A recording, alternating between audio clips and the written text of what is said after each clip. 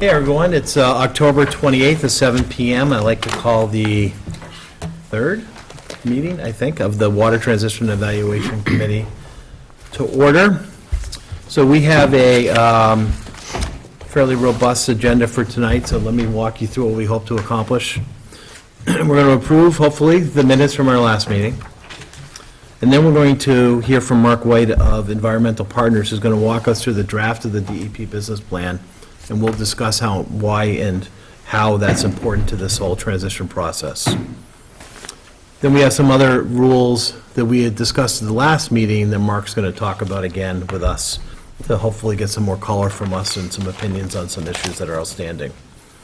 And then the committee members, if you recall, last meeting we had some tasks assigned to each of us, and we'll get some updates onto what, if anything, has occurred since the last meeting, and then anyone from the public can certainly chime in and ask questions, and we'll talk about our next steps and meeting dates. But there's been a lot going on, and so I'm excited to talk about all these things tonight.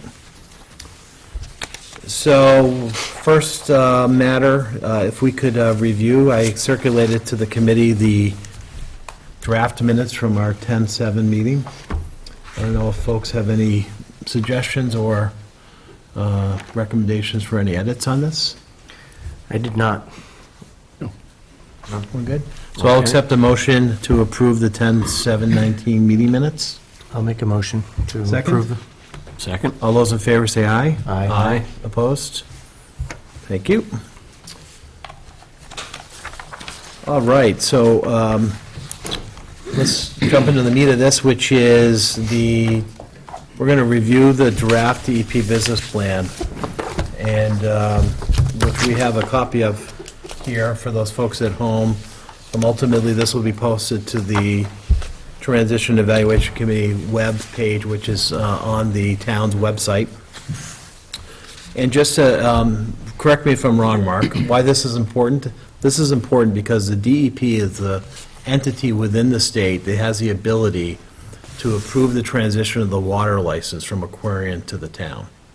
And this is one of the many steps that they require in order to make that final approval. So this plan is a critical component of their evaluation process in allowing the transfer of the license. Yep, Is that correct? you got that exactly right. Yep. Right, so what we're going to do tonight is, our consultants, Environmental Partners, has provided us with a rough draft, and some of it's contingent on additional information, which I believe Mark will walk us Yep. through. Yep. But tonight, he's going to review with us the draft to date of the plan, Okay, right? fine. Great. Thank you, Jim. Do you all have copies of what was sent out? Yes? Yes. Okay, fine. Then I'm just going to walk through it and highlight areas where we need additional information or sources. Feel free to ask questions as we go through it. There are the 5 sections that I introduced you to in our first meeting, and since the time we got together, we've been able to pull together all the existing information that we have in order to fill this out and identify areas where we have more need. There are several attachments that are going to accompany this. We're up to about 9 or 10 attachments at this point that consist mostly of plans, permits, the registration statement under the Water Management Act, and O&M manuals, things of that nature. Many of which we have, some of which we are still waiting for from Aquarian, and I'll highlight those as we go through. Section 1 is the background information and administration work. I should say that this draft has been reviewed by the folks on the town staff that are involved with this, as well as Mary Power and the selectman representative, and town council is also taking a look at this, recognizing that it's a work in progress. But just so you know, there's been a lot of eyes on this so far. So in terms of the organization, we highlight the water commissioners, the board of selectmen, what the grade is for the operator that needs to be qualified for both the treatment plant and the distribution system. And when we get the information from the system operator, we're going to be providing the specific names, positions, and resumes of everyone that's going to be working on the system. The operator is going to be providing a full staffing plan that's going to talk about, details of when are specific people going to be on duty, 24/7 coverage during the week and on weekends as well. And then it just highlights the types of standard operating procedures that are available and ultimately are attached to this document. This section also asks if there's a written capital improvements plan, which there is for the system, but that we're going to be reviewing together and making decisions on what we want to provide as part of this document. I think as I explained last time, the capital improvements plan is one that the town is going to be looking at closely beginning in the spring, but we're going to be benchmarking that off of some of the work that's already been done, and that's probably what's going to appear in this document here. The second section is basic planning data and demand, and so we have pulled together information that's available from the annual statistic reports or other sources that Aquarian has provided, and there are some numbers that we do want to confirm, such as the population projections. That is a typo under the 2018 ASR reports, but that says that the population served is 30,523, and in this it says it swells up to almost 413,000 people. Actually, it's 41,000, so so I'm sure all of you caught that.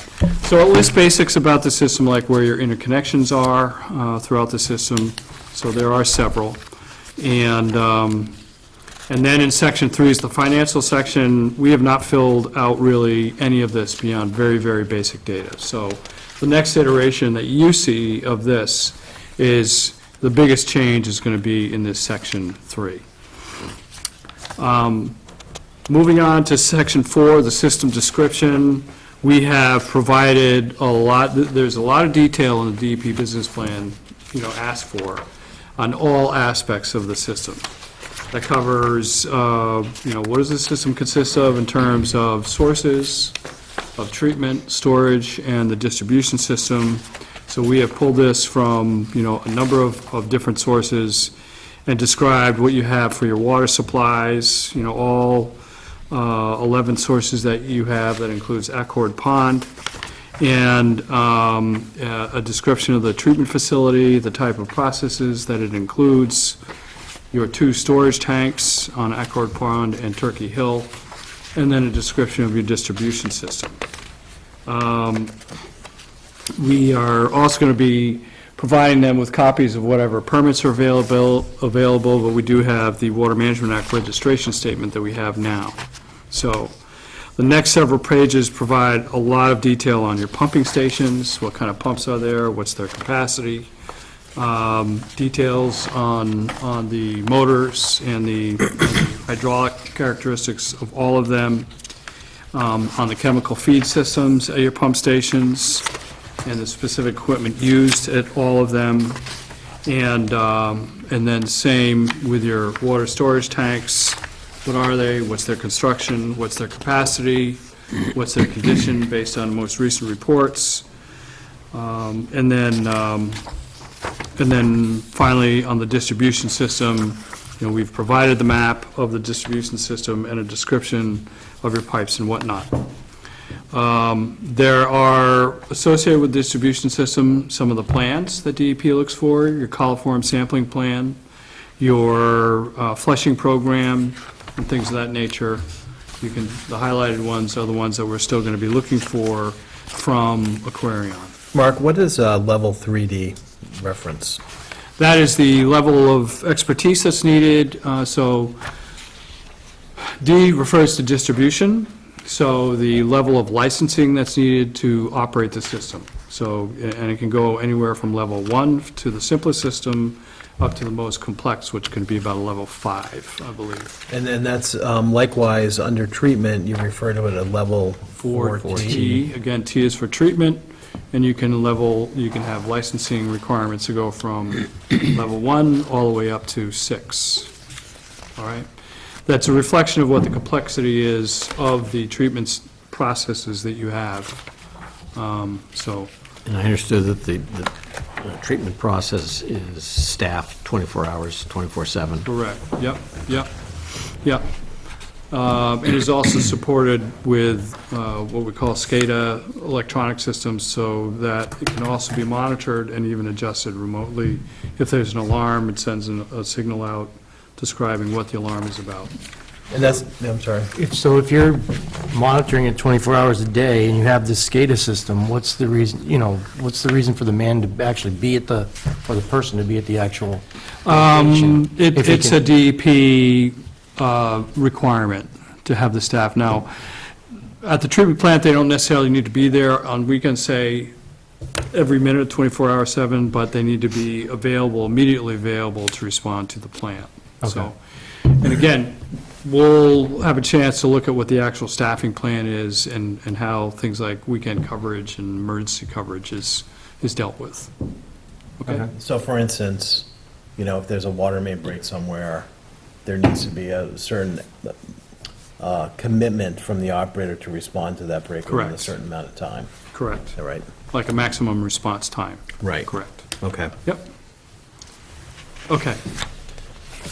And then, Mark, just one more Yep, question, I'm sure. sorry. And then on the map, you provide a map of the system and all the wells. Where does the water come in, the Wheeling purchased water, if you will? Is that the right term? yep, the water that is wheeled, quote-unquote, from Cohasset to, To Hingham, which ultimately is to offset the Linden Ponds. correct, Usage. correct. So that comes from the sources in Cohasset and just simply comes through the treatment system. So it's not a Through there? dedicated line, per se, it just enters the distribution system at a certain volume that is equal to what the demand is at Linden Ponds. But it enters after the treatment plant, so we're not treating that water, it's been treated by It's been Cohasset. treated already, that's correct. Okay. Yep, yep. Okay. And that doesn't need to be referenced anywhere in this map, or, I know you reference it in the text, but I don't see that connection on the map, if that makes a Yeah, it doesn't difference. need to be Okay. referenced in there. All right. So just the description. and- It's the Whitney, though. I think it's. Is it there? I think The it's. other connections are... Oh, yeah, Whitney Crossing interconnection, yeah, maybe that is it, okay, thank you. Right, we talk about, yeah, we do highlight where the interconnections are, and that's the only interconnection with Cohasset, so, yeah, you're right, that's it. Thank you. Next up. Yeah, no problem. Okay? Was there another question? David, do you have another question? No. Okay. Okay. All right. Dick? Yeah, just the text indicated that there were 3 interconnections with Cohasset, which Jerusalem Road, Forest Avenue, Whitney Crossing. Are there 3? And if there are, I was sort of confused as to whether in the normal course of operation, water is coming through more than one point into the systems. So those 3 connections with Cohasset are shown on the plan accompanied here. All the interconnections are typically closed and are available for emergency situations with the exception of the Whitney Crossing one, is my understanding at this point. So Whitney Crossing's open, or? Correct. For the wheeling. For the wheeling, Yeah. to satisfy the wheeling agreement. That's my understanding, and we'll get more detail on that. Is this all GPS mapped, the entire system? Yes, I believe it is, yes. Yep. Yep. I did have one question that triggered. Sure. I noticed that all the wells in the reservoir, the water's collected and sent to the water treatment plant, but the Downing wells are not. Is that because they're of better quality and don't need to be treated as much as the Yes. rest of the water? Yes, that's exactly right. Yep, yep, yep. Thank you. So the last couple pages reference the plans and for example, the cross-connection control plan, results of water quality monitoring, and water quantity and conservation programs. that once we receive them, we're going to be incorporating these as appendices into this. So over the next month, we'll be collecting all the additional information that's section 3 on the financial, and I expect that you'll probably be getting to see the next iteration of this towards the end of November into December. All right? Just a couple questions. So the chemical feed part of this, which will be the system operator, will indicate, is it roughly standard? Would they effectively duplicate what's being done there today? The new system operators? Yes. Yes, they will. Because clearly, from a customer perspective, you don't want to change in the, Right. and would that system operator also make recommendations that they felt it, I guess what I'm getting at, does Aquarian have a different recipe than another system operator may have? No, they don't. Because we hear comments sometimes about the amount of chlorine, or like the smell, or like the fluoride, and things like that. Yep. So, Yep. is there an opportunity for tweaking that recipe? Yeah, certainly, and they adjust it all the time as well. I mean, chlorine residual, for example, is a function of whatever the status is of your system that changes during the course of the year, because the demands, your chlorine demands change. In terms of corrosion control, for example, there may be, I mean, the actual dosage is going to vary depending on what the condition is of the water, or the raw water as it comes in. There could be occasions where there may be a different chemical system or process to achieve a treatment result. That can always be considered as well. But generally, the water quality that needs to go out has to remain the same. And so if there's a more effective way of achieving treatment, or use of chemicals that are more, less costly, then those can be considered as well. Yeah. I think that was a point of concern during the discussion about whether we buy the water system or not. And with respect to this plan and the RFP that went out and the negotiations, do you contemplate that the town will have to give approval to the extent that there's a change in the existing chemical process that Aquarian had?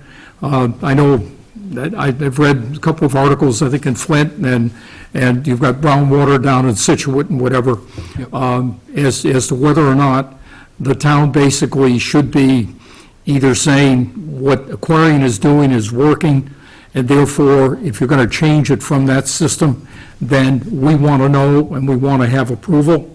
Similarly, the flushing program, the frequency of the flushing program is one. So is it contemplated that there will be a specific requirement that says, here's the way it should be in terms of the RFP and negotiations? Yeah, there's going to be some performance standards required of the operator, of course, and but the operator is also going to be managed by the town's water superintendent. So any type of activity that's happening by the system operator is going to be managed by him. If there's going to be a change in process or methods for how a flushing program is pursued, that would need to be reviewed with the water superintendent, before it's implemented. So that's specifically the role that the superintendent is playing to address exactly what your question is about. And did the I'm sorry, John, go ahead. But aren't we dealing with like regulated standards? Yeah, So Yep. tweaking the dials on this, there's ranges of ranges of standard and so forth? correct, yes, yeah, so you're, There's a script then? there are regulatory requirements that need to be met. But And in terms of like flushing and quality and chemicals and so forth, that has to be all regulated? There's right? some, but there's some latitude as to how that is done. Okay. And that is what would be reviewed by the water and superintendent as well. Sure. So Aquarian made well-known the fact that they've received some quality awards from the DEP over the years. And as I understand, that's because they tested the water for more things than was required by the DEP standards. Is that, and again, I don't know what that means in terms of the ultimate product that we all drink, but is that something that is required of the new operator that comes in, that additional level of testing beyond the DEP mandated minimum? Well, I'm not sure what the criteria was for receiving that DEP award for best water system. Right. And I think it covered a whole range of things, not just because they sampled for some parameters that they may not necessarily have been required to. I think it probably has as much to do with what their compliance record is and Right, I think water it's 5 quality years of complaints no. perhaps, and those types of things. Okay. So, but, yeah, and it's always good PR when your water system, gets that kind of a recognition from Right. DEP. Right. And I would imagine that there's additional, because you hear about these other things that are occurring in other water systems that were previously not tested for. And I can't remember the names of them on the Cape and elsewhere, and New Hampshire has some issues. And, clearly, we would hope to be ahead of those issues, and the water operator would be testing for things just not minimally required by the DEP, but also be testing for things above and beyond that. So I would imagine that potentially the water superintendent would be monitoring the third-party operator to ensure that that level of testing is happening. Is that accurate? Yeah, I think that what you're referring to on the Cape and elsewhere in the Commonwealth, water systems were sampling for parameters that are not regulatory requirements under a program called the Unregulated Contaminant Monitoring Rule. And what happens is that EPA develops a list of new compounds to be regulated, to be monitored for, that and they'll do a cross-section of small, medium, and large-size water systems throughout the state to monitor for those, to see what the results are, and whether ultimately there should be a regulatory level for those compounds if they get enough of those hits. So, and there's a list of 10 or 12. They're already through their third round. Every 3 years, they come up with a new list of parameters that need to be done. So they're already through their third round of that, and there's always one or two that rise to the list of, yes, maybe we should have a regulatory threshold for these. Yeah. Isn't there, I'm familiar with a very controversial issue up in New Hampshire where they've just added one of the new compounds. I can't remember what the acronym is. I know. We're talking Like about. PRCs or PECs or something like that. Yeah, right? and it is a very stringent requirement up there. And has Massachusetts also followed this? Yes. I think you're referring to a compound called PFAS, Yeah. which is in the news everywhere, with extremely low thresholds that are being recommended in the parts per trillion range. And there are communities, in this area, throughout the Commonwealth, that are having to deal with the PFAS compound. It originally arose as an issue in Vermont, southern Vermont specifically, where they were finding them. And this is the process that happens. 3 or 4 or 4 years ago, there was that compound 1,4-dioxane that was previously an unregulated compound that was found to be a carcinogen, and all water systems were testing for those under this unregulated compound monitoring rule program. So, but PFAS is the one getting a lot of notoriety right now. And I wondered it early on whether or not that ought to be specifically added as one of the, as one of the systems. One of the questions that we have to Aquarion now is whether they have done PFAS sampling on your water supplies. I don't know what the answer is to that yet. And then the flushing, if I remember, didn't the RFP specify annual flushing, and I could be... Yes, it does. Okay. does. So that's the expectation from the Yep. from the third-party operator. Do we know what's been occurring to date on flushing? I can't tell you. I don't know specifically. Okay. One further question? Yes, David. Who makes the basic operating decisions on a daily basis for two areas? One is basic tweaks to the treatment based on ambient conditions, and number two, which wells to draw from and which quantities. Is that something the operators do, or does that have to be done by the superintendent? No, there's a chief operator whose responsibility that will be. And there's also a chief operator for the treatment plant. So typically you have one that handles your source and treatment side. I think that's the way it's set up here in Hingham. And another one that's responsible for the distribution system. So they will be the ones making the day-to-day decisions on And those both decisions are treatment. limited by regulation, obviously. I mean, the wells have Correct. regulations as to how much you can draw, and the Correct. treatment plant has regulations as to how much you can vary the recipe. That's right. Okay. Yep. Yep. Every water supply source, and you probably saw it in the business plan, has a maximum amount that can be withdrawn from each of those sources. Yep. I have one more question for you, Mark, sorry. Okay, no So in the treated water storage comment here, you indicate from a 2015 assessment, the condition of the tanks. And we know that the Accord Pond tank was recently, in the last year or so, refurbished, if that's the right word. So I don't know if that can be, in here you say interior and exterior coating is poor. That's probably not the condition today. We'll take a look at the most recent inspection reports and make sure that the results of those inspection reports get incorporated into here. And then the last, what's Hingham Hall District clear well? Is that a different water storage tank? I'm not aware of. That is a clear well basically for some equalization as it comes into different sources and it gets pumped out of that. And where's that located? I'm not sure Okay. exactly. Might be on the plan. Maybe, It's not. okay. I can find out for you. Yeah, I just hadn't seen that reference before. Yep. We're learning a lot about this system, just like you guys. Right, and there was a tank in Strawberry Strawberry Hill, Hill. is that right? And that Yep. was taken offline? That was taken down 4 or 5 years ago. Is it still in existence? The tank is just gone? It's Okay. gone right now.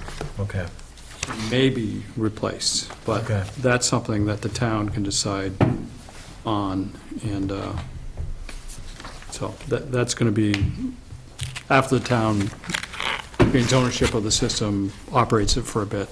right. But we've already been talking to the town about doing some hydraulic evaluations of, if you're to put a tank there, what's the height, what's the overflow elevation, things of that nature. Okay.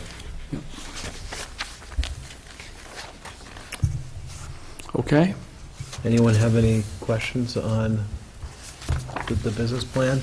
So, from a timing perspective, Kirk, just 1 second. From a timing perspective, what's the next step in this? So you're going to, a lot of this is dependent upon the third-party operator, right?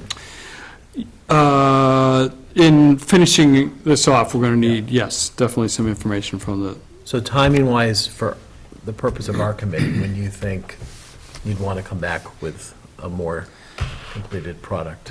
I think after we get a lot of the financial information in here, so we may be taking first cut on it based on existing information that we have available, and therefore it might be in the December timeframe. Okay.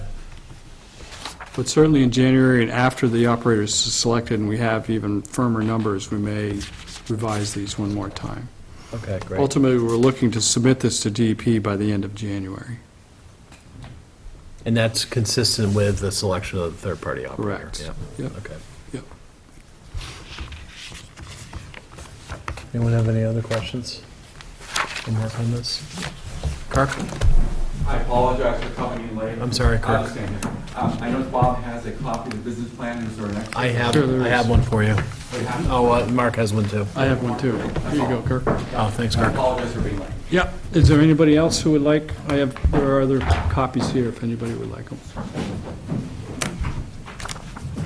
There you go.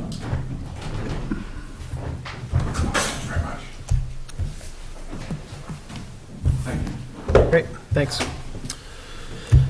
Okay, so that's great. That's a review of the DEP business plan to date. And Mark, you wanted to talk about some other items. Yeah, on November 18th is the next meeting of the T&E Committee, where the focus is going to be on the rules and regulations. We're developing a draft, and similar to the process that we're going through with the business plan, it's going to have some eyes on it, just to make sure it represents, what we want it, to show. So we're having the town council take a look at it, as well as some of the town staff.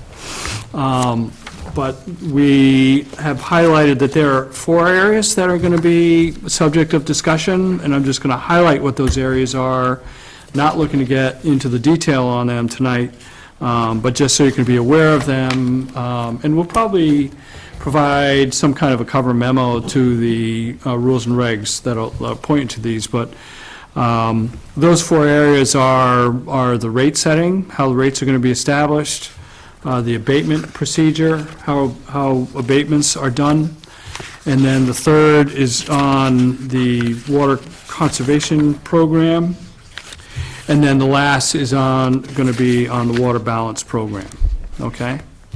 So, on the establishment of rates, what the regulations is going to do is talk about what the process is of how budgets are reviewed and what recommendations are being made for the rates, and what the role is of the water superintendent, of the citizen advisory board, and then ultimately the board of water commissioners in setting those rates, timing, how those dovetail in with town meeting budget cycles and things of that nature. Do you include how the public can provide input into that, too? Yes, yep, Okay. yep. Because the regulations are going to state specifically a public hearing.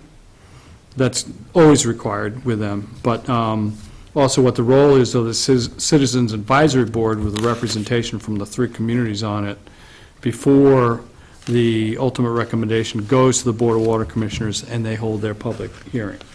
Okay?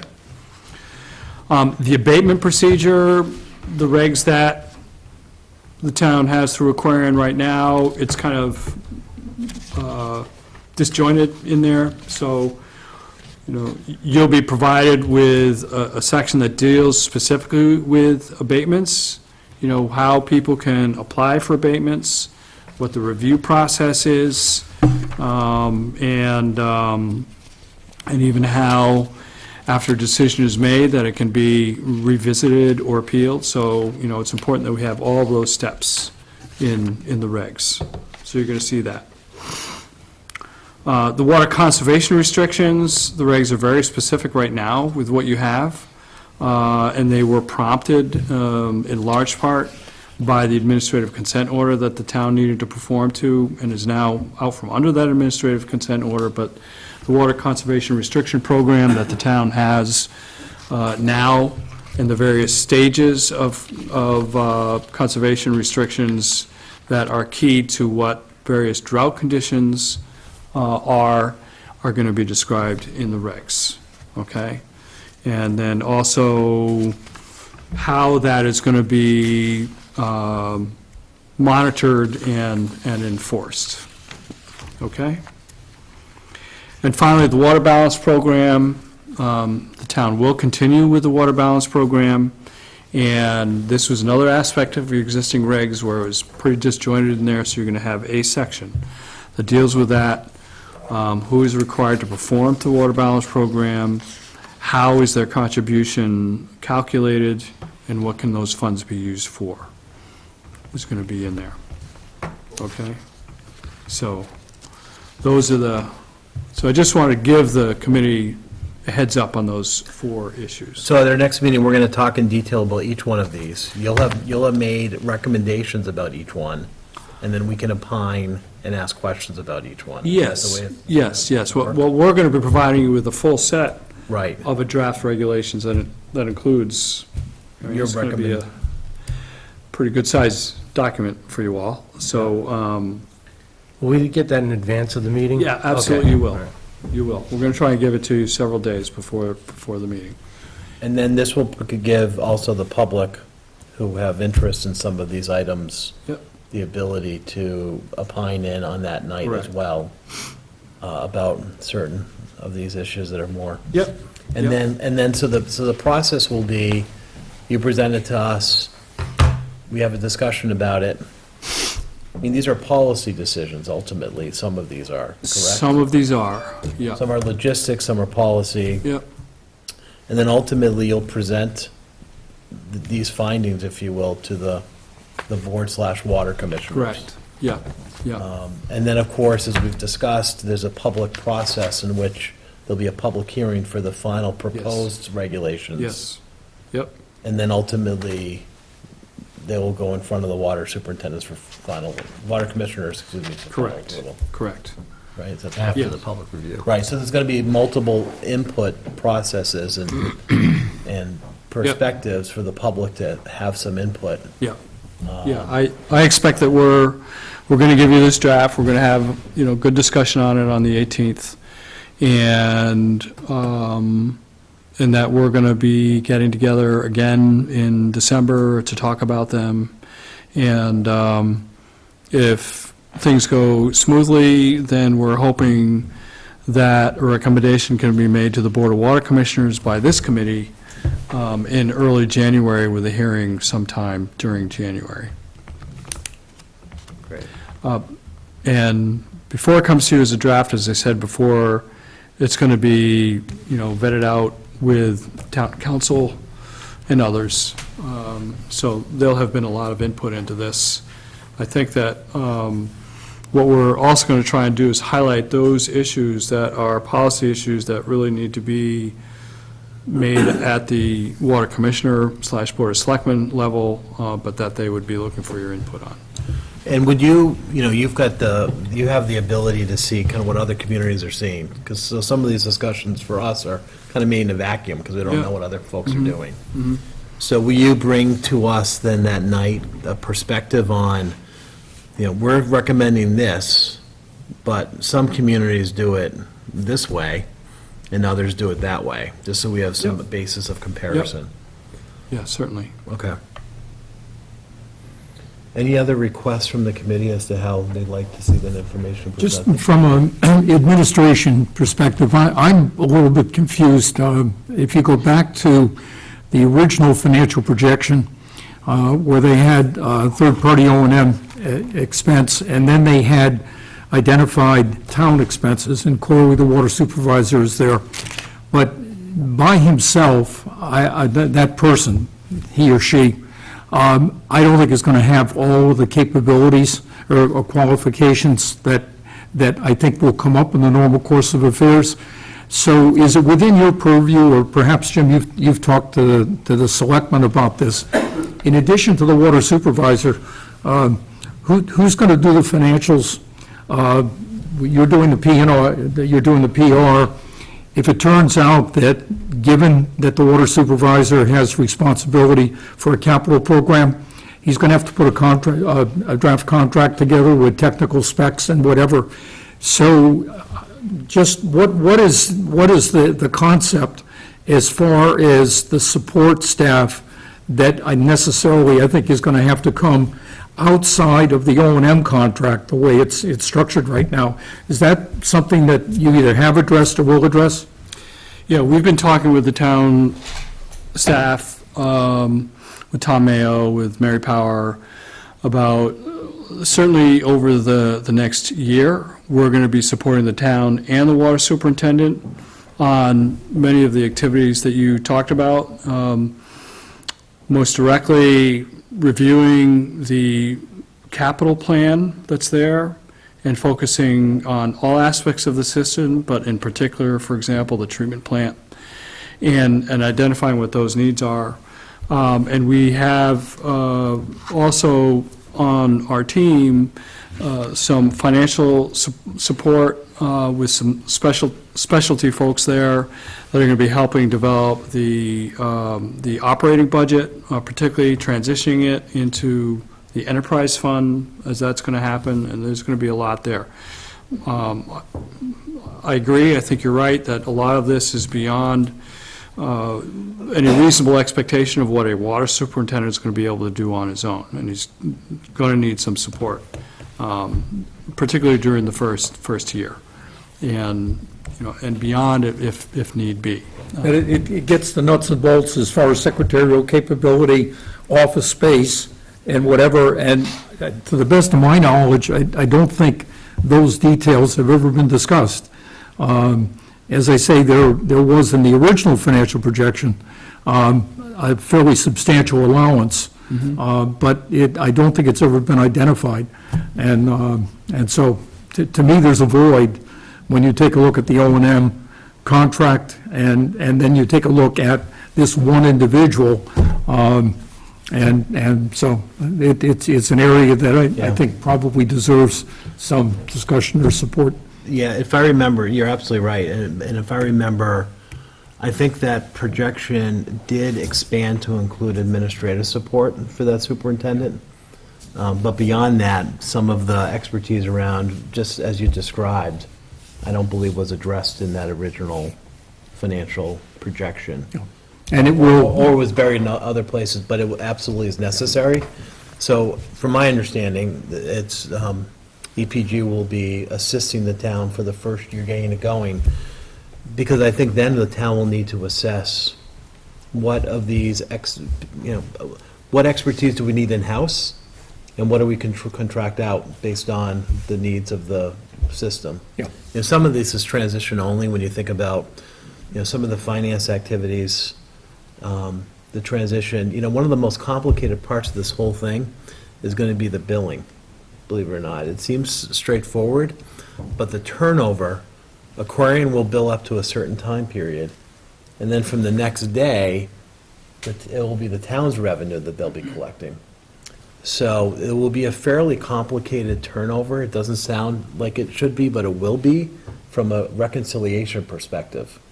You don't want Aquarian paid for more than what they deserve, and then the town will deserve that revenue from that next day. So when you think about it from a procedural perspective, it's going to be complicated as to how it's communicated to ratepayers, because they may be getting a couple bills that they're only used to getting a bill quarterly. They'll probably get a bill from Aquarian and then another one from the town that may not represent a full quarter of business. So all these things will have to be contemplated, and who the billing operator is and how we collect it, and those are yet to be determined. it would be very helpful to understand specifically how the meters are read, when the bills are issued, Right. in some detail as a starting point. Yeah, it's going to be interesting, because we'll have to get a final reading from the final day of Aquarian's ownership, because they'll want their revenue up to that point, and then, again, from that point forward. So those are kind of details that are still being flushed out, no pun intended. Flushed out. Yeah. Do you like that? I try. Any other questions on the business plan and the process? And the rules and regs, I'm sorry, the rules and regs. Awesome, great. Okay. Thanks, Mark. Great. Thank you. Welcome. Appreciate it. I think this meeting is going to be quicker than we thought. So what I'd like now is to talk about, so at our last meeting, what we did was and we're kind of in a holding period on some of these items, but we talked about some of us having kind of assignments and relating to different aspects of what's going on outside of the purview of our committee. So one of them is the RFP process for the third-party operator. So maybe Joe can fill us in on what's transpired to date and what's moving forward on Yeah, that. not really anything updates, but just some of the key dates. So on October 15th, there was that walkthrough at the site for the vendors. Then the next upcoming date is by November 5th, written receipt questions from the purchasing agent. And then the turnaround for November 19th to have publication of all the written response questions. And then final RFPs are due November 26th. So those are the upcoming dates in that process. Right, so it's a fairly tight turnaround between the day the questions from the potential vendors are coming in to the day the town's going to, Yeah, we talked a little bit about this with Mary and Tom when they were here. and that Yes. Just seems tight to me as well. But yeah, right before Thanksgiving, so It's 2 weeks. we'll see. And we do understand there were multiple vendors represented at that walkthrough. We can't say for certain how many of them will actually submit an RFP response, but there was certainly a fair amount of interest represented at that walkthrough. How many potential? I had heard bidders? 5. I mean, Jim had heard 6. but, Six. That doesn't necessarily mean they'll all put a bid in. So it's not just one or two then? No, I think that's good. Yeah, Right. it's a good sample. But again, we don't know until they actually submit their response in terms of how many of them actually will choose to bid on it. But it's good that there were more than 0. That's right. More than 1, actually, was Yeah. probably a good Jim? response, too. Yes, Mark? Just to add to what Joe was saying, yeah, it was a very good turnout at the pre-bid, and it went all day. It was an all-day thing for them. They went to the treatment plant, all of the water supply sources, pump stations, things of that nature. So, yeah, the questions are due a week from tomorrow. And depending on the nature of the questions we receive, we're going to know whether we can hit that 2-week deadline. Because there are a lot of questions that are going to need to be funneled to Aquarion for answers. Some are going to be legal, some are going to be ones, and so it may not necessarily be in the town's control exclusively be able to meet that deadline. But we'll have a better handle on that when we get those questions. What is the process for receiving them? Like, who's going to They- collect them and collate them and log them? I think that they get sent to Tom Mayo. Right. And then, we get a copy of them as well. And so we'll be kind of assigning, who needs to be responsible. But we're getting people with, pens at the ready to really focus on this over that following week so that the addenda could be issued with the response questions by that timeline. Yeah. It's interesting that the municipal purchase process is very specific as to how it can be handled. So, like, for instance, at that walkthrough, potential bidders were not allowed to ask questions, if I heard that correctly, correct? About like detailed. Yeah. It is a very precise process. Yes. You're correct. I'm not sure if they weren't allowed to ask questions, Right. but I think what we said was any questions you have, you need to put in writing Right. to us. Yeah. Because again, we want to make sure that all potential bidders have the same information Right. and that one is not favored over another Yeah. from an information perspective. Yeah. And that's why the town goes through this process of collecting the questions, responding to them, and then disseminating them back to all the bidders. Yeah. So that, again, there's a very level playing field for everyone interested. Certainly at our meeting on the 18th, and Joe, you'll have a heads up on this. We're going to know whether this schedule is being maintained or not. Right. Right, and then we have, again, Dick and Joe are going to be representing the committee through the review process of the respondents' responses on that. So we'll have adequate representation. I had expressed an interest in going to the meeting, and when I found out there was no room, number one, nor questions permitted, but Tom Mayo indicated that they were going to arrange for a tour for committee members at some point, and perhaps others from the town. So I don't know where that stands, Jim. You were, I'm waiting to hear a response on that. Yep. We had asked the folks at Aquarian, and who have been very, very cooperative to this entire process. So I'm still working through some potential dates on that. But, yeah, we'd like to do that for all of us. Great, so that's an update on the RFP. So again, it's kind of early in the process, it's plugging along. It's available on the town's website, should anyone want to download it. You have to register your name, but it's a lengthy document, but anyone that is interested can certainly download a copy of the RFP if they're interested in seeing what it's all about. It's a pretty lengthy set of documents, so. Great. David, you were again, another one that we're not quite there yet, but if you want to just mention what's happening on you're the assigned person for the water superintendent search. Well, I've seen the position description and expect to hear from Tom Mayo about the process for interviewing. Great. Great. So just to fill folks in on that process, again, municipal world is sometimes different than the corporate world in terms of how these things are handled, but the description was written and approved by the town's personnel committee. So the town has a personnel committee that reviews every position in the town and then applies a grade to that position to represent kind of their compensation level, which has been done by the town. And again, there's a review from the attorneys and all. And I know that there's going to be some potential the feedback on that description, and if so, we'll have a process to provide some input during the course of the hiring process. So the job description, since it is a new position, may certainly evolve over time, but ultimately, any changes to that description will ultimately need to be funneled back to the attorneys and to the personnel board. So that's, it's a little different than corporate America, where the hiring manager can oftentimes just make the changes themselves. So I don't believe that that's been posted yet, but we're very close to having that job posted, because there is an expectation that finding the right person may take a while.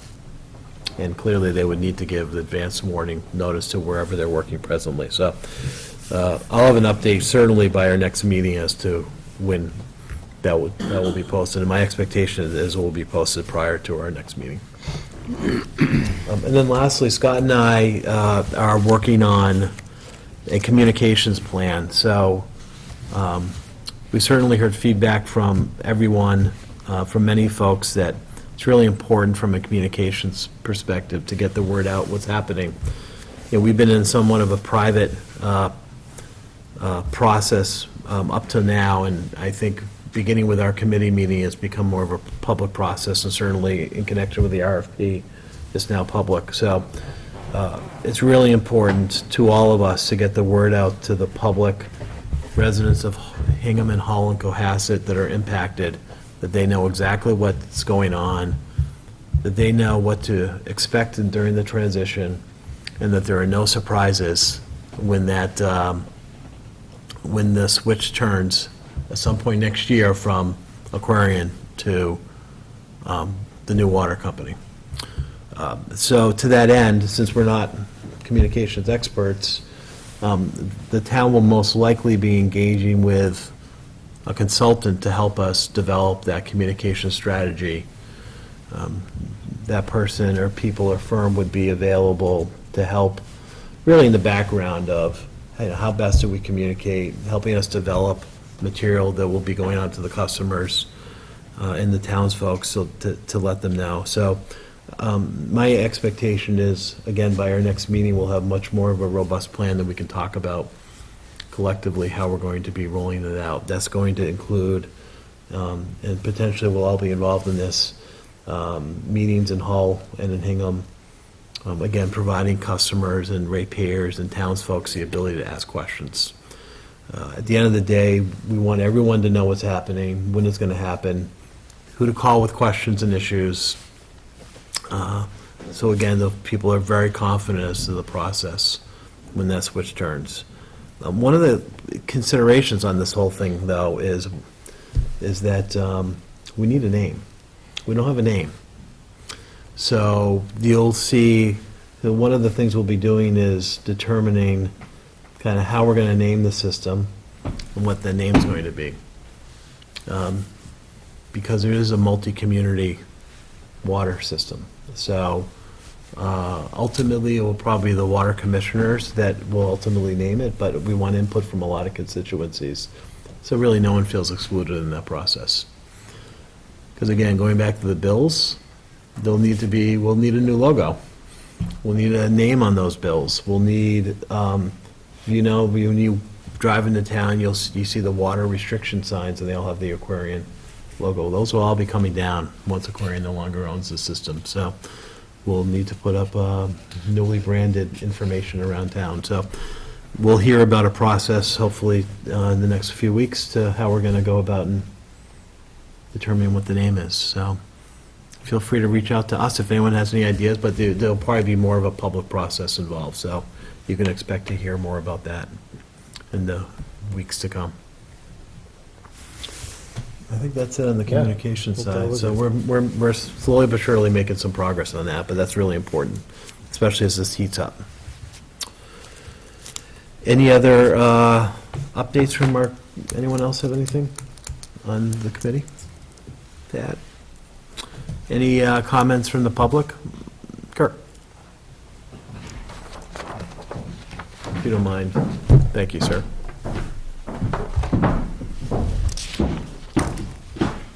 Kirk Schultz, 65 Prospect Street, member of the Hingham Sewer Commission. And that's what I'll speak to first. As far as the regulations are concerned, that's my focus. And so what we're going to be seeing in November 18th is something that I look forward to, because there's a number of those elements that we're going to have for the first time. As far as the sewer department in Hingham, we go through the rate setting process. It's going to be different from how we do it to how the water system is going to do it, because we have another community involved in that. And I like what Mark had mentioned, that there will be involvement from the advisory, Citizens Advisory Board group with that. Having said, I like that. I think that very often when you have those groups, they're going to advocate to keep the rates down and not increase those. And so I know with the sewer commission, our rates are dependent on very objective measures. And I think with the water system, at first, it may be a little bit more jumbled. And so to have that flexibility to, in the beginning, have some leeway with the rates as opposed to the numerical formula that we use with the sewer commission. So that's going to be interesting. We don't have any of that now. The second, we do abatements on the sewer commission. It's tied to the abatement given on the water side. It's a direct correlation between. So there is a process that exists on that. It's not that difficult. But my recommendation would be that that abatement process be between the citizens who have the request and the superintendent. To involve the commissioners in with that would be an appeal. But it should really go through that first level process in which all the documentation is there, the advocacy is made, the time is spent, because inevitably you have someone come in, they don't have everything. And it just is a waste of time for everyone when you don't have a complete package. So I'm hoping that when the regulations come through, it's going to be quite strong that the water superintendent really interacts with the public on the first level appeals in all instances, to go through and make sure that the packages are complete, so where the selectmen don't have to spend as much time, or the water commissioners, or myself as a sewer commissioner, on going through that, because everything is there, and we have the advocate for the town, and in my case, that would be the sewer supervisor or the DPW superintendent, who's explained that they've gone through this process on the abatement, and here's the facts. Because inevitably, there's confusion between what someone from the public believes should be done, and the numerical and the finite process of the facts in which it really is dictated in that regard. At least it should be. But you have an appeal process. I like that. The conservation component, water restrictions, the state really stepped in a number of years ago and now provides guidance in which we have a step-by-step process for implementing restrictions on water use. What I would love to see is a correlation, you heard from me at the last meeting, a correlation between the public water supply municipal system and our private wells that we have in Hingham, because it really is just one watershed, one aquifer, And so to have a correlation between the two, so if we're having restrictions, that we incorporate both aspects of the water supply within that. Certainly, the municipal system will have more restrictive, and they will kick in first, but to not ignore the well water users. They won't have the same restrictions at the same time, but eventually down the road, to get the whole town to be a part of saving and conserving water, as opposed to having well users have free run of it. Okay, and that would be the one aspect I would recommend within that. And again, emergency declarations, the state are making those. They now have drought conditions that they publicize every Thursday. It's a lot easier than we first had it. I'd love to see recommendations from the committee tying together a water irrigation system bylaw, townwide, to the water conservation restriction process. That's your recommendation. You know, I advocate for it, but again, it brings in to the equation the fact that we are looking to save water by fixing inefficient irrigation systems. Because we know in the summer, it's the irrigation systems that utilize twice the amount of water than we do on average. And so if we fix that problem, we can have a beautiful town because we are irrigating when we need to and have adequate water supply and not tax the Weir River or spend a lot of money trying to bring in money from outside, bring in water from outside, which is expensive. So I'd love to see that element to it, and I can provide you with information. Again, I'd like to see it within the regulations, that there's a bylaw component to it. It'll take some discussion. And then, man, my favorite, the water balance plan. I talked about that at the last meeting. That is totally foreign in most towns. You're not going to see many examples. We're going to be leading the example in this water bank because of our consent agreement that we had that required it, and we're keeping it. And I think it's a wise idea. But currently, the way that Aquarian had been operating it was nebulous, just a whole bunch of unknowns, and trying to pull that information was very difficult. I'm thrilled that it's in the regulation document.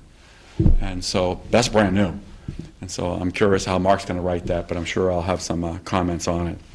So I like the fact that on the 18th, that document, at least the first draft, will be there for public comment. I expect to have a fair amount of comments. I'd love to be able to get whatever you have in advance to come in to speak intelligently, as opposed to trying to read something in the room. And that's what I planned on doing tonight, but fortunately there weren't the regulations. There's a lot of work, but this regulation, the written material, getting the nuts and bolts on how you operate the system, that's fairly standard. But it's the four components that he talked about, and the rate setting component, which is new to us, which is so very important. And lastly, I'm going to go back to the Sewer Commission. We have a sewer superintendent, a sewer supervisor, and a DPW superintendent. It's a hybrid system that we have here. They work together. They work together on the capital plan. Typically, the superintendent of the DPW is managing most of the capital plan, where the supervisor of the sewer system is doing the O&M. And so by having those two work together, we have the intelligence squared, as opposed to just one person. And so I think when you're going into your O&M element to it, it's so important that the plant, from the technical side, from water quality and the way the plant is written, that you have a foreman there, someone that really can step in and work that element of the requirements, because that is a subspecialty. The capital plan, my impression is the superintendent would be able to do that under the guidance of having the experts, and we have experts on the Sewer Commission, provide us with engineering, with where's the capital needs in the system. And then we have the input from the supervisor that knows from the O&M. We have 13 pump stations. Which of those need what type of capital improvement at what time? And so it's the working together between these two individuals that really has helped out, as opposed to one person. And in most communities, you have a water superintendent, and, you know, he's doing, or she's doing all of those things. So that differentiation of task is working for us on the sewer commission. Might be something to look at within the water structure. It depends upon who the superintendent that you're going to get for the water is, and his expertise, or his or her expertise across the board. So I appreciate being able to speak to the committee. I apologize for being late. I come from Brookline, and so I look forward to the next meeting because that's my primary focus, and whatever I can do to help out, like I said at the last meeting. Thank you. Hey, Kirk, excuse me, thank you, great comments.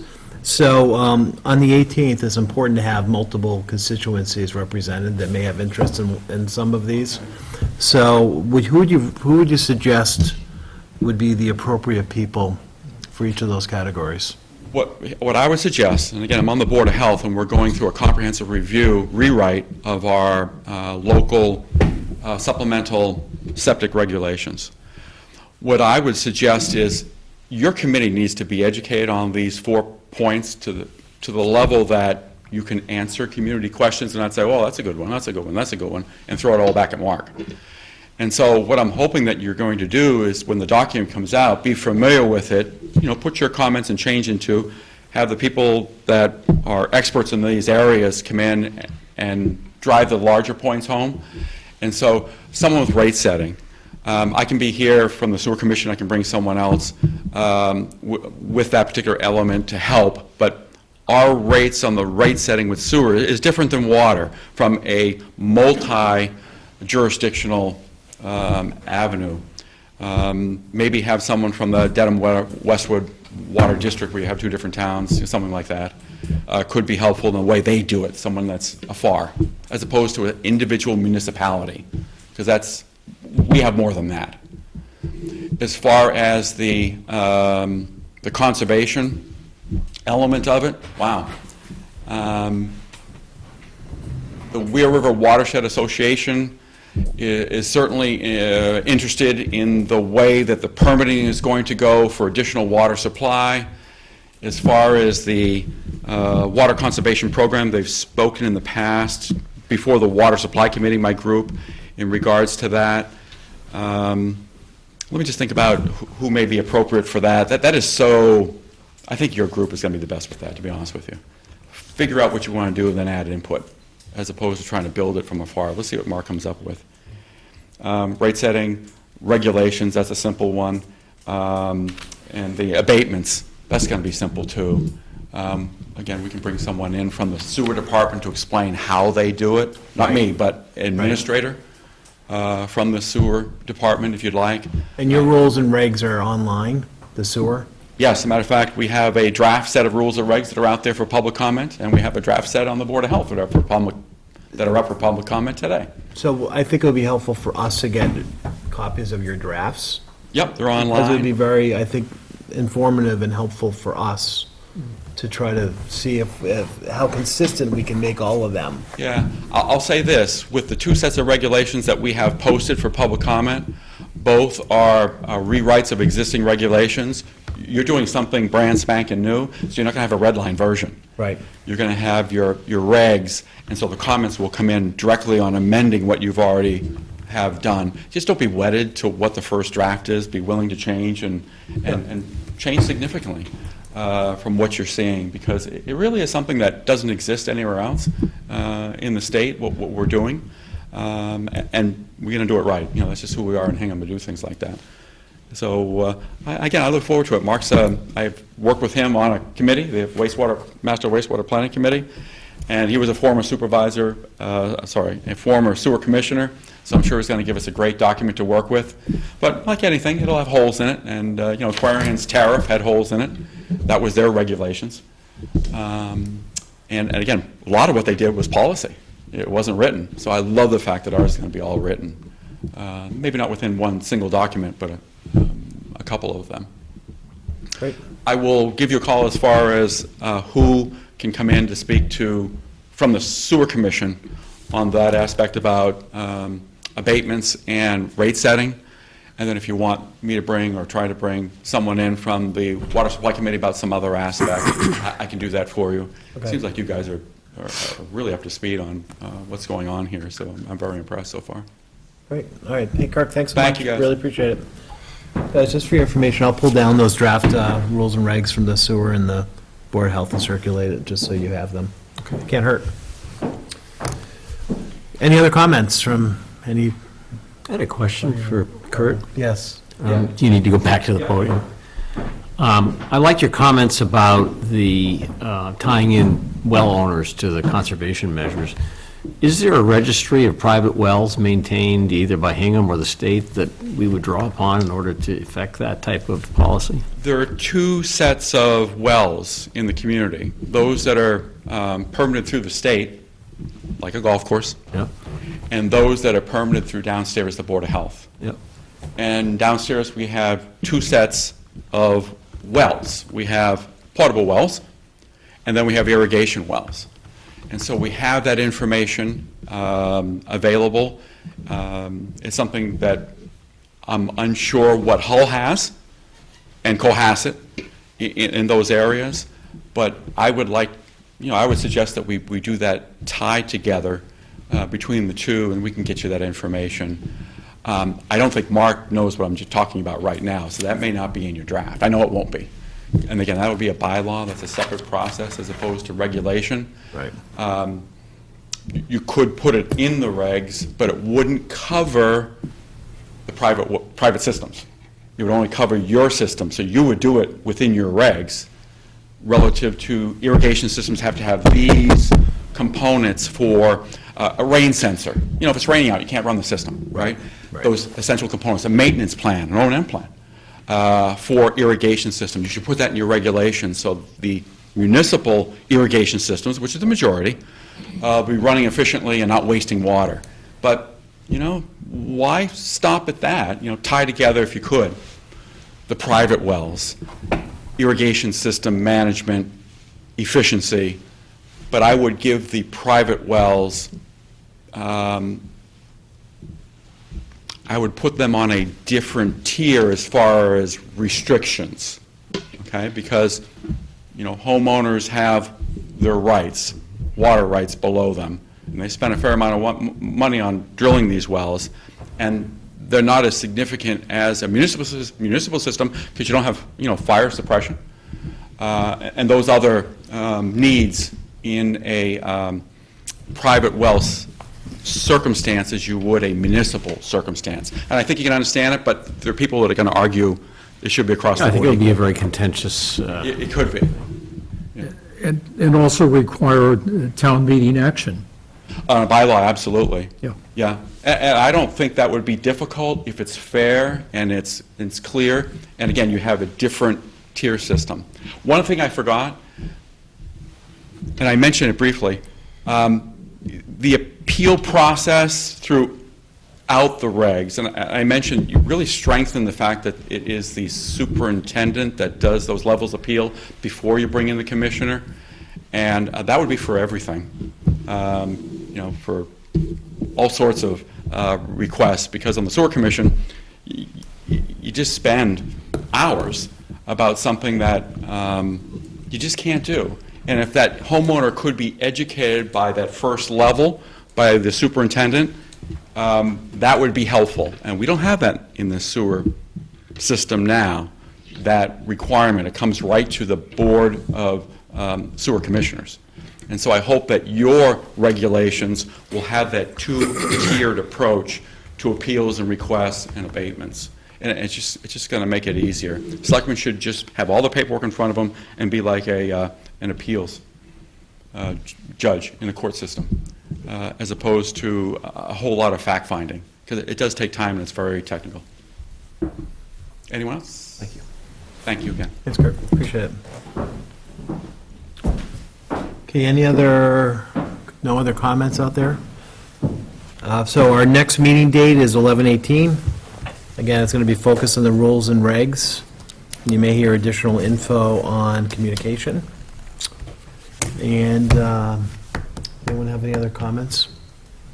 If not, I will accept a motion to adjourn. Motion. Second? second? All those in favor? Aye. Opposed? We are adjourned. Thank you.